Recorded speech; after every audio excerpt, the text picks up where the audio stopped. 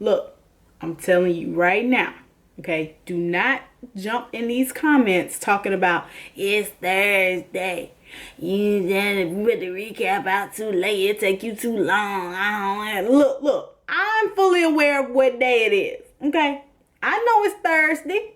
All right, I know what day it is. You don't have to get in the comments and tell me that the recap out too late for you. You know what? You can watch the recap or you can mind your business. All right, I promise you now. I know the recap is out late this week. All right, I know what day. I know it's Thursday evening. I know. Okay, I don't need you to jump in the comments and tell me what day it is. All right, I'm aware. Okay, because I promise if you jump in my comments talking about the recap out too late and it's Thursday and I need somebody who could recap it on Friday night by midnight and have it edited and everything by then, or else you can pull up. Okay, I will DM me, I will give you my address. You can pull up on the hood. Let's go. We can square up outside in the grass, no shoes. It's on and pop it. If you get in my comments talking about that, if you get in my comments right now talking about it's Thursday night, I will find you on social media and troll your whole account. Do not, all right? Just watch the recap. I know it's Thursday, all right? I don't know what y'all want me to do. You said you want an edited version. Here it is. It's Thursday. I'm sorry. All right, I'm going to do better. Okay.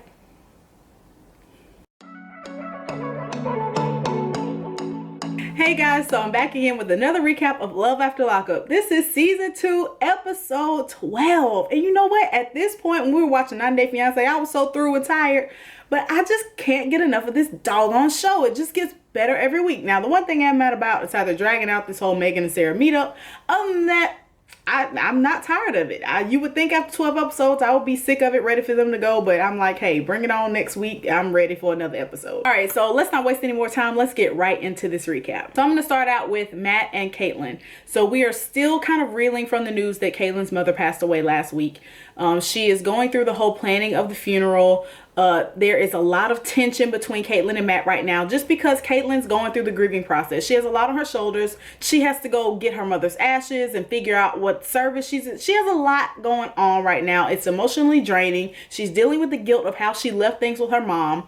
Matt was being supportive for about 2.5 seconds, and then he started being kind of a jerk to her. He's not really been understanding of her grief, and he really needs to chill. They're having these little bitty bickering arguments about garbage cans and whatnot. The scene starts out with them. They're at Matt's mom's house still, where they're living.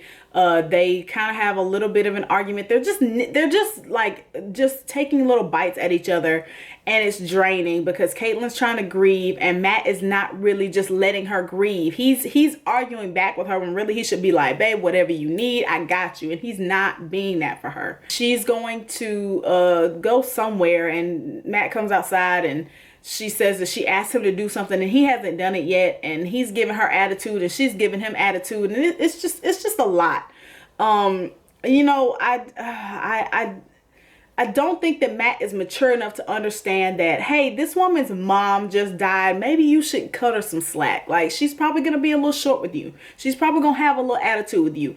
She's probably going to ask you to do things probably not in the nicest way. And I mean, she should, yes, but I think when people are grieving, I think you should give them a little bit of a pass. And Matt's just not doing that. Matt is not giving Kaitlyn any passes. He is barking right back at her when she gets an attitude with him. It's just a mess. So they go to pick up Kaitlyn's mom's ashes at the funeral home. Now, they said that this woman supposedly was the funeral home director. I think she was a grief counselor as well. I don't necessarily think that was Kaitlyn's mom's ashes in that Whole Foods bag that she was holding. I really think that this scene was just set up so that Matt and Kaitlyn could get out their frustrations with a therapist. I think this lady was a straight up therapist. I don't think she had nothing to do with that funeral home. I think they were just in there. Besides the point, it needed to be done. So, you know, she gives her the ashes and asks Kaitlyn how she's doing and starts to kind of ask real therapist-like questions. How are you doing? Are you getting the support that you need? And that's when she kind of goes into the stuff with Matt. Like, Matt's not doing what I need him to do. He's not supporting me. And Matt goes off, y'all. Like, first he kind of says like, you know, I've tried to do things the way she asked me to, but her attitude is just so terrible. He starts to cuss a little bit. He apologizes for cursing and then proceeds to cuss the rest of the time they were there. He was like, beep, beep, and this beep, beep. won't let me do a beep beep. I was like, Matt, bruh, didn't you just apologize for cussing? Chill out. So like Matt's on 10. Kaitlyn just wants him to be supportive. He's not being that. He's basically saying that she's not acting the way he wants her to act. And I'm like, she's not going to grieve the way you want her to grieve. Let her grieve. So Kaitlyn gets up and storms out. Matt is being a total jerk to her. It was a terrible scene. It made Matt look awful. I told Kaitlyn to run 5-6 weeks ago. But, you know, this just kind of solidified it that Matt is just not mentally mature. I mean, this man has literally been in and out of jail since he was like 18. He has not grown up. He does not have the brain of a 28-year-old. First of all, men are already less mature or mature at a slower rate than women. He's 4 years younger than you. This man has been in prison. He's stunted. He is stunted mature in maturity, and he's not going to be the man that you need him to be. He's just not. It's not what you need right now, Kaitlyn. You need something more. It's not going to work. I wish the best for Kaitlyn. I don't want her to be with Matt. This relationship is not going to work. Matt's just not ready to be all the things that Kaitlyn needs him to be. And that's okay. It's okay if he's not ready. It just means that they don't need to be together. Plain and simple. But that's basically it for Matt and Kaitlyn. Let's move on to the next couple. Okay, so next is Scott and Lizzie. So this week starts out with Lizzie and her homegirl. I do not remember this woman's name for the life of me, but y'all, this woman was pretty. I was like, where they finding these pretty women at? Like, first it was Sasha. Now there's Lizzie's homegirl. She just got out like 2 weeks ago. So they decide to go shopping, of course, with Scott's credit card. They go to this boutique, I don't know what. First of all, their mistake was going to a store that was literally the size of my bedroom. Everybody knows that anytime you're in those stores that are teeny tiny with only 4 pieces of clothing per rack, the prices are going to be entirely too high. You need to take your behind over to a Target, a TJ Maxx, a Ross, something like that where you can get more bang for your buck. You're still getting name brand clothing, but you're getting it at a discounted price. So that way you're getting the quality and you're also getting the price that you want. But no, because Lizzie thinks that she is marrying Daddy Warbucks. So she decided to go to the little boutique with the probably $200 clothes. Because let me tell you, Lizzie and homegirl spent over $1,000. They literally had like 10 pieces of clothing. When the total came up, I was like, how did that little amount of clothing cost $1,000? Okay, I've been in TJ Maxx before and spent $300 and came out with shoes, purses, sunglasses, bathing suits, hair products, lotion, makeup, new outfits, coats, underwear, pajamas, like literally everything under the sun with $300. This woman spent $1,000 for her and her homegirl, and Lizzie came out with like 3 shirts and a pair of pants.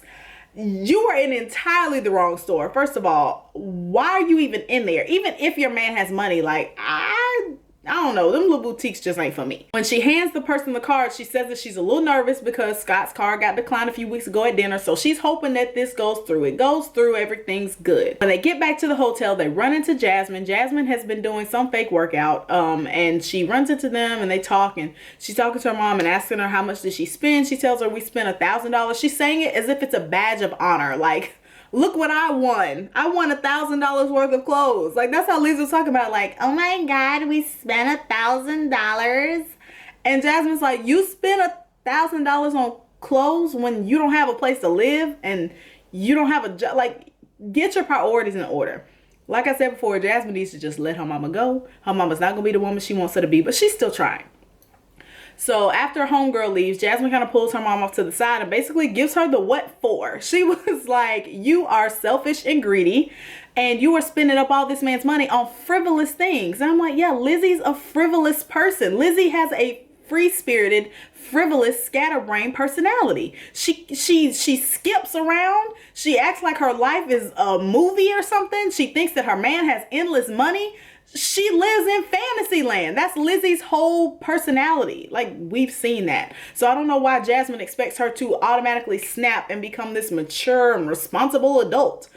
Jasmine, let your mama go home, girl. She is not gonna be the woman that you think she's gonna be. Later, we catch up with Scott, who is FaceTiming his friend. I cannot, y'all, I'm gonna tell you right now, I don't remember nobody's names from this episode. It's the woman that I said last season that he should have dated. It's this is beautiful black woman. It's one of his oldest friends, and he's FaceTiming her and basically telling her that he is broke as a joke, and Lizzie doesn't know it yet. And he's scared to tell Lizzie. And the friend is like, look, you just need to let her know the truth. Tell her the truth. Let her know that you're broke now. It's going to be better. Just rip the Band-Aid off. You're stringing her along and she's going to dump you and it's going to be hard on you. Go ahead and let her know now. Go ahead and kind of let your heart heal. Get over it and move on with your life. You know, you spend all your family's money, all of your money, and what's done is done. You're in debt up to your eyeballs, and Scott is just a mess. Poor Scott. Scott, those teeth. Let's just talk about Scott's teeth for a moment. Because each week that I see them, they look worse than the week before. First of all, they look like they're all one unit. Like, I don't feel like Scott can floss those teeth. I think that they're just all one big piece with no spaces in between that he's just shoved up into his mouth. He literally looks like he ordered them off of Instagram. Like he got them from wish.com and was like, yeah, teeth from wish.com. Yes, click, order, ship to me. They don't look natural. He can't talk. I don't know how he eats with them. He can't eat with them. They look uncomfortable, unnatural. They look like they're all one. Oh God, the teeth are horrible. Scott is kind of getting up the nerve to finally let Lizzie know that he's broke, but he is scared because deep down he knows that once Lizzie found out that the money has run dry, she is going to be out of there. And he doesn't want to lose her yet. He's not ready to let her go yet. And it's just pitiful. It's just pathetic. He gets more pathetic as the weeks go by. He keeps on trying to figure out how to get more money. I guess he keeps opening up new credit cards. Lizzie ain't even worth it. Scott, cut your losses. Try to salvage what little bit of your credit that you can and move on with your life, baby boy. But that's it for Scott and Lizzie. So let's move on to the next couple. Okay, so next is Brittany and Marcelino. So in this episode, it was really, really cute how it started out. Brittany's son has come to visit, and y'all, that little boy has got to be the cutest little thing that I ever did see. First of all, he looks exactly like Brittany. And when the episode where she first went to go see him for the first time, I literally was like, she went to jail when he was how old? 1? I was like, this boy not gonna remember her. Oh my God, he just adores his mother. He is the sweetest kid. They're at the park and they're running and playing with him. Marcelino, Brittany, and her son, and they're just having a great time. But let me ask you something. Did y'all hear that little boy called Marcelino daddy? Am I tripping? Because I could have sworn I thought I heard him say, catch me daddy. He was running and was like, catch me daddy. Maybe my ears heard something else, but I thought he called him daddy. Y'all confirm or deny for me. But I thought that was a little strange because I'm like, your mom and him ain't even married yet. She just his boyfriend. Like, I think it's a little soon to be calling him daddy, but whatever. Y'all do y'all. It ain't my business. Having a great time. Brittany is nervous about telling Marcelino about the baby. But, you know, I knew before the scene even came that Marcelino would be ecstatic about the baby. Marcelino wants nothing more than to find ways to get Brittany to settle down, calm down, and not go back to jail. Remember, his mission from his sergeant was to keep Brittany out of jail. He is on Operation Keep Brittany from going back to jail. And I think that he thinks that a baby is like, not necessarily maybe a trap, but kind of like he has trapped her now. And now maybe she'll calm down. Maybe, because remember, she did go to jail when her other son was 1. So it's a big maybe. But I think he thinks that by her getting pregnant, that means that it's solidifying their relationship, first of all. Second of all, it's going to make her calm down because she's not going to be out here acting a fool if she's pregnant, has a new baby. So I think Marcelino was excited, and when she revealed it to him, he tried to kind of play it off like he was like, what? You pregnant? But then he started smiling. I was like, dude, no, whatever. We know you're excited about this. Like, Marcelino, now he has another human being to control. Good for him. You know, best of luck to Brittany and Marcelino. Oh, by the way, let me make a correction. I was wrong. Brittany apparently is the only member of the cast who has not gone back to jail. So Brittany is out here living her best life with her baby and her man. So good kudos to you, Brittany. Let me just say something about you guys in my comments. Y'all were reading Brittany's reaction to Amanda number 2 last week, and I just appreciate all of you guys because y'all just helped me to open my eyes a little bit. Y'all said that she was jealous and that's why she was acting like that. I think that Brittany is done with Amanda just because Amanda did some petty stuff by bringing another woman to her. So I think that was kind of the last straw that made Brittany be like, I don't want to fool with you no more. I think Brittany and Amanda are done, but I don't think that sneaky nature of Brittany's is gone. Just because she's with Marcelino now because she's pregnant doesn't mean that in the future she won't try to pull her old tricks, which means she's going to be out on the prowl looking for women to bring into the relationship. She's definitely a lesbian still, I think. I think that this baby's going to slow her down for a little while, and then she's going back to being the lesbian freak that she was meant to be. But yeah, that's pretty much it for Brittany and Marcelino. Let's move on to the next couple. Okay, so next is Clint and Tracy. So in this episode, Clint has gotten his go ahead or the green light to go visit Tracy in prison. So him and his cousin, I told you I don't remember nobody's names, but it was his cousin. This little boy, I swear, this little boy was high. This little boy is the family weed head. Everybody know they got that cousin that smoked way too much weed. That's who this boy was. Why he had to come with Clint, I don't know. Clint went to go visit Tracy by himself the first time. I don't know why he needed to bring somebody. I think he just wanted to have somebody on TV with him. Or maybe this boy just wanted to be on TV. I don't understand what his purpose was. But he was just laying back up in that passenger seat while Clint was driving. Just, these two, what is his family? Like, what, these two were the oddest pair riding to go visit Tracy. Hunter. I'm gonna just call him Hunter. He looked like a hunter. I don't remember his name. So cousin Hunter smoked about a blunt and a half before he got in the car to go visit Tracy. Clint looks wired. He is nervous and kind of jittery. He's excited because he's got to go see his goddess. All this way, they finally get there and he can't get in, so he calls, and apparently Tracy can't have visitors, or something happens to where he can't go see her on that day. Clint throws a little hissy fit in the desert. I mean, he throws his phone out into the grass somewhere, and then he has to walk over and go get it. Like, that's the worst thing about throwing a fit. When you throw a fit and act a fool, you like tear stuff up and then you got to pick it up yourself. He throws his phone out into the grass, has to go pick it up. He's cussing and stomping around. Cousin Weedhead Hunter is like, what's going on, bro? What's the matter? He's like, well, I'm not going to be able to see her today. Clint really loves Tracy. I mean, Clint, I said this last week, Clint and Tracy really love each other. And I think these two going to make it. I still think that. He really wanted to see his goddess that day. And he didn't get to. And, you know, I don't know what to tell you. That was basically it. He went to go visit Tracy. He couldn't get in. You know, there was no more room at the end when he got there. But hopefully next week that they'll get to see each other and they'll be reunited. Fingers crossed. And Tracy, let's move on to the next couple. But not least is Megan, Michael, and Sarah. Right where we left off, where Michael is at the airport to pick up Megan. He's supposed to be breaking up with her and telling her that he is married and that he is choosing his wife over her and kicking her to the curb, but he doesn't have the nerve to do it. Surprise, surprise. We are all so shocked that he didn't have the courage to tell her that he's married and that he's breaking up with her. So instead, they get in the car and he's like, I got something to tell you. Like, Michael doesn't say words that end in L or S. It's really weird. Like, he always ends things in H. Like, kiss, he doesn't say kiss, he say kia. And he's like building it up as if he's going to break the news to her. And he's like, I got something to tell you. And she's like, what? And he's like, I got to go see my PO. So apparently when he told Sarah he had to go see his PO, he really did have to go see his PO. He just didn't say that he was going to swing by the airport and pick up Megan on the way. So he has to be at the parole office by 6. All right. So it's like, I don't know what time it was. It was like 4 maybe. I don't know what time it was, but it's close to, it's getting close. He's cutting it down to the wire.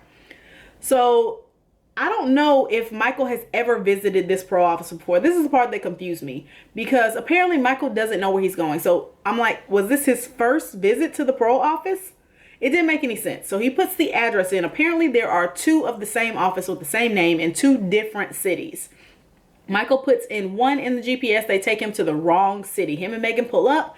They're trying to figure out where they are. Somebody out the window that was off camera that we couldn't see, they hand her the phone and they're like, we're looking for this place. And they're like, oh, this is Rochester and it's 45 minutes away. And they have 30 minutes to get there. So my thing was, between the 2 of y'all in the car, nobody noticed that. I don't know. I'm confused as to how he went to the wrong place because you didn't know where you were going. Like, this is your first time going to this parole office. Somebody help me because I don't think that this was his first time. I feel like he's gone to see his parole. The first thing you do when you get out of jail is you go see your parole officer, correct? Like, don't you have like a 24 or 48 hours between the time you get released? You have to go report for parole. So Michael had to have been to his parole office before. So that would mean that he would know where it is. I don't know if he thought they changed. Did he think that they moved him? He didn't think it was strange. He didn't think that where they were going was weird. Nothing. They're just following the GPS. So they have to go 45 minutes and 30 minutes. So of course they're not going to make it. So they're flying through the streets like they are Jason Statham, and they are trying to make it to parole on time. They get there about 10 minutes late. So he has to be there by 6. It's like 6:10. And when they get there, the parole officers are basically waiting for him at the door. And they're very brusque and rude and like over it. They don't want to hear any excuses. They don't care why he's late. He's like, the parole officer is like, parole comes first. First of all, the parole officer is like, first of all, you're not supposed to be driving. And I just saw you drive in here. Second of all, you're late. Parole comes first. I don't care who this is in the car with you. I don't care about these cameras. I don't care about that producer. Parole comes before all of this BS. And you're late for parole.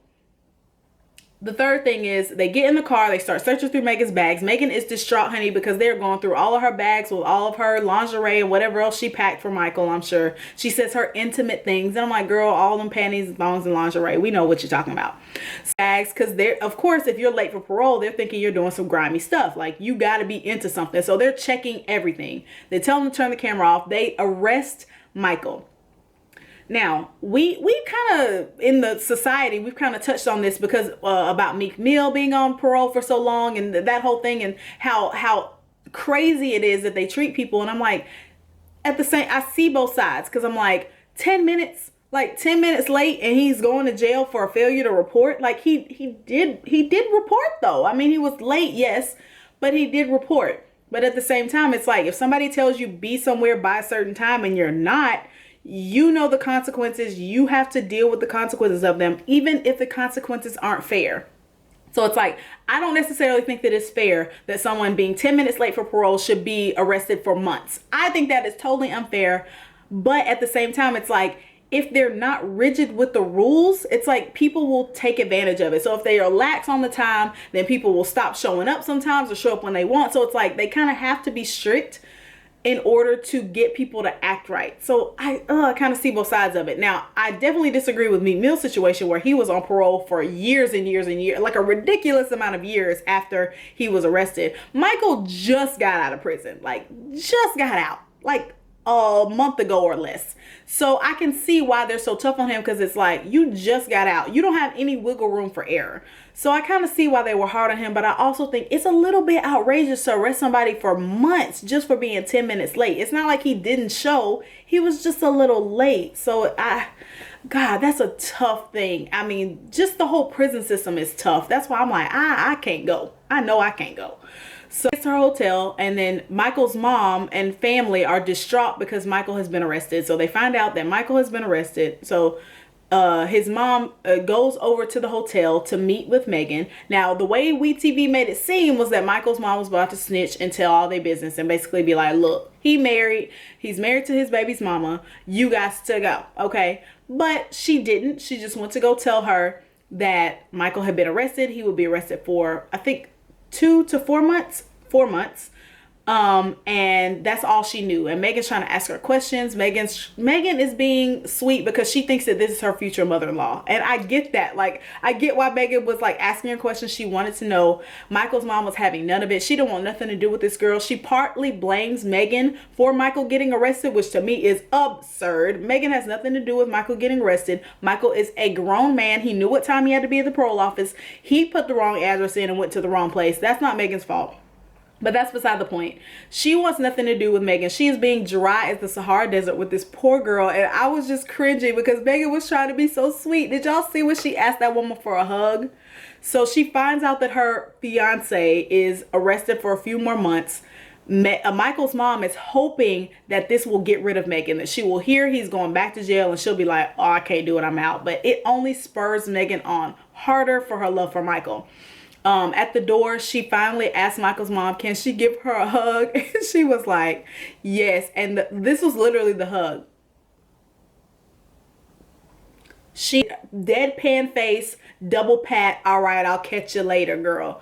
She wants nothing to do with Megan. And I think it's funny that now she wants nothing to do with her, but when he FaceTimed her at his house, she was skinning and grinning all in the phone. So I'm like, why all of a sudden it's changed? Like, you seemed cool with her when you first met her on the phone. You were saying hey and waving and talking, being all friendly and nice. But now that your son's back in jail again, now all of a sudden you're like, oh, it's her fault. And like, it's not, how is it her fault? How? So this woman perplexes me. I still don't know how to feel about her. She said that it's Michael's job to tell Megan about Sarah and their marriage. And it is. It's not her place, but I wouldn't even care. If it was me and it was my son, I would tell her. But that's just me because I'm petty. Michael's mom and Sarah and Nevaeh, I know that's not the baby name, but for some reason she looked like a Nevaeh, and a lot of biracial babies are named Nevaeh, so I'm gonna call her Nevaeh. Michael's younger sister go to like this spot to meet up. I think that Megan is coming there. I don't know when they're gonna actually meet each other. It wasn't really clear to me if Megan was coming to that little restaurant that they were at, but they held us off another week. WeTV, dang you. We gotta wait for Megan and Sarah to meet again. That was it for Megan and Michael and Sarah, and that's it for this recap. Thank you guys so much for watching me every single week. If you like anything I said in this video, go ahead and hit the like button. If you'd like to know when my videos drop every single week, hit the subscribe button, that notification bell, so that you'll be notified whenever my videos drop. And also share with somebody who loves Love After Lockup like we do over here in the trash community. Okay, so it looks like Seeking Sister Wives is the show that has won out the votes. I saw somebody was commenting and saying that Seeking Sister Wives is in the middle of the season, and you know, do you want to a show that starts in March? I don't actually know of any shows that start in March, and even though Seeking Sister Wives is in the middle of the season, I don't mind recapping it. I feel like something was in my head. Even though Seeking Sister Wives is in the middle of the season, I don't mind recapping it. I've been watching it. I just haven't recapped it, so I'm aware of like all the couples and what's going on, all the drama. So that means that you'll get 2 recaps next week. We'll be having Love After Lockup as usual, and then a Seeking Sister Wives recap starting next week. I'm so excited about all the changes that are happening with my channel because you guys decide to click on my videos and watch them and support me and leave me comments and all the things, and I just love you guys so much. Y'all are the best. Thanks for watching me once again, and I'll see you next week in the recap for Love After Lockup and Seeking Sister Wives. Bye guys.